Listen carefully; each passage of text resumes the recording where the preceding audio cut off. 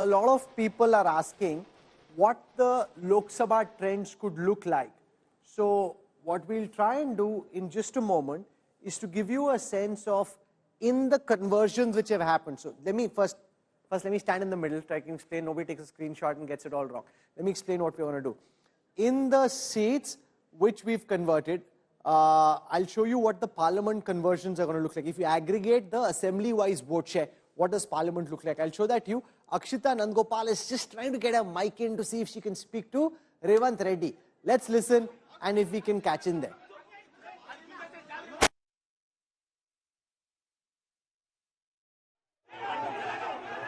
So as I explained, what we'll try and do, and I'll build on this over the next couple of hours, this is the first cut I'm showing you. Each Lok Sabha seat is made up of assembly segments, 7, 6, 8.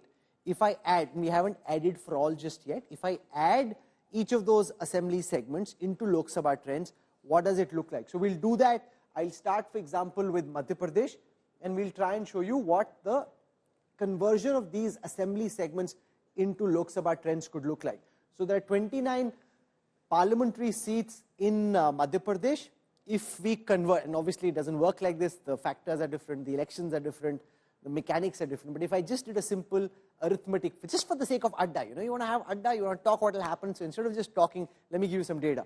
If I convert the trends that have come so far from assembly segments into Lok Sabha leads, the Congress would have 7 Lok Sabha leads, the BJP 22. So at the very least, and the BJP will of course hope that this goes up, at the very least the BJP would have 22 Lok Sabha leads in Madhya Pradesh. From there, let me come to Chhattisgarh. There are 11 Lok Sabha seats in Chhattisgarh. On these 11 Lok Sabha seats, if I convert the assembly trends into, this is all being done live. I'm seeing this for the first time myself also. So if I now convert assembly leads into Lok Sabha trends, on these 11 seats, the BJP at 8, the Congress at 3. And remember, a Lok Sabha election is easier for the BJP than this. So 8 already, the Congress only at 3. So from there, I now want to go to Telangana. Let's see what's happening in Telangana. In Telangana, if we just did an arithmetic conversion, as I said, this election intelligence dashboard is quite magical. It will typically take people many days to do those kind of conversion. We can do it live for you.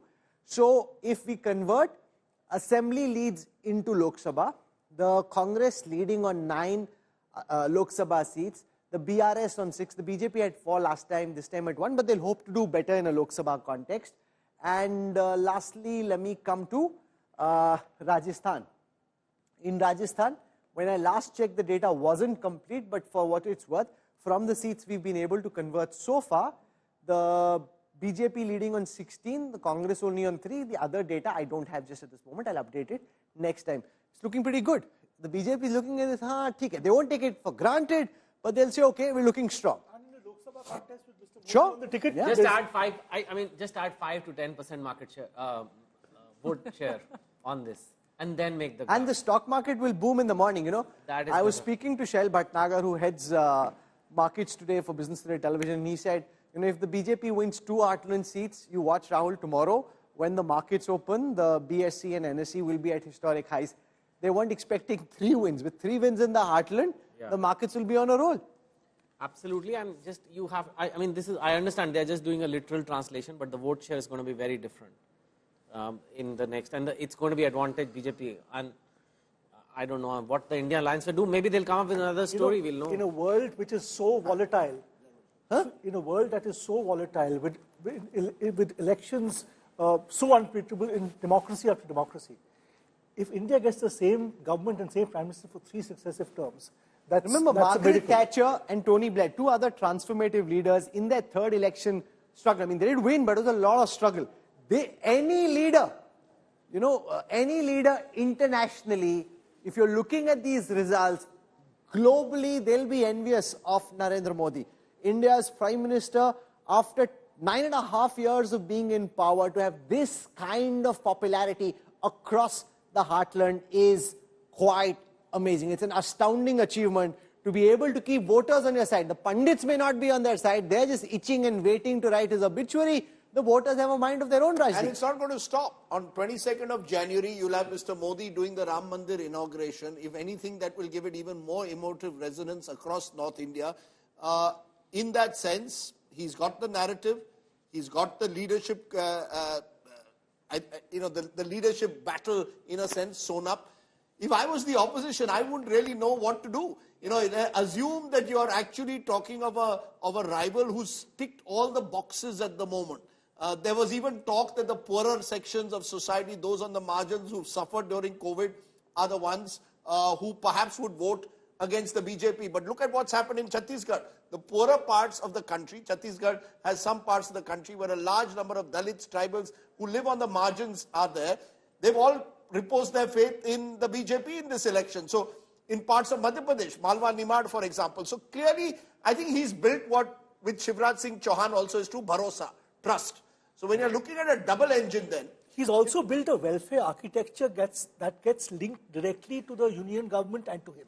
And even when you went across the states, Rajdeep, which we spoke of during the exit polls, when we were trying to conflate both the two, you can't, because the voters who were very clear that they were going the Congress way, made it very clear that when it comes to 24, they're going to vote the Prime Minister.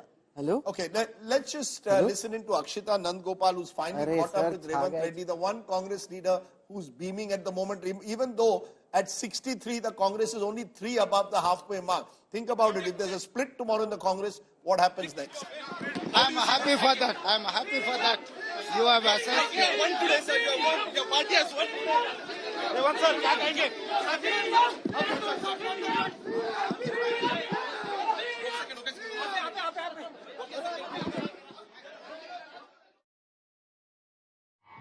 We're going to close the show with those pictures of Revanth Reddy. These are the only pictures that the Congress can be gleeful about today. Else, it's been a saffron sweep. So from there, I'm going to show you the pictures across BJP offices in different parts of the country. Kabhi khushi, kahi gham. Khushi in the BJP camp, gham in the Congress camp. Today has been the BJP's day out. The BJP reasserting its supremacy in southern India. Revanth Reddy there. Those are pictures in Hyderabad, but I'll ask my producer to shift to all the pictures that we've got from other capitals of the country, from Jaipur, from Raipur, and from Bhopal, where it is the BJP's day out.